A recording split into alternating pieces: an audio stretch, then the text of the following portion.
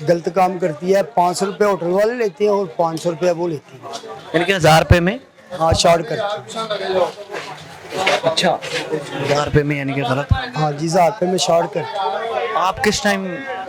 मैं 7 बजे काम पे जाता था और मैं 10-11 बजे काम से आता था। ये सुबह 8 बजे 5 बजे घर आई होती थी। मुझे इस क्या बात का क्या वजह थी? क्या आप उसे खुश नहीं रख पाते थे या क्या मामला कि एक औरत को घर इज्जत की जब रोटी मिल रही है तो फिर वो क्यों घर छोड़कर जाए बाहर, और वो भी गलत नाजायज काम?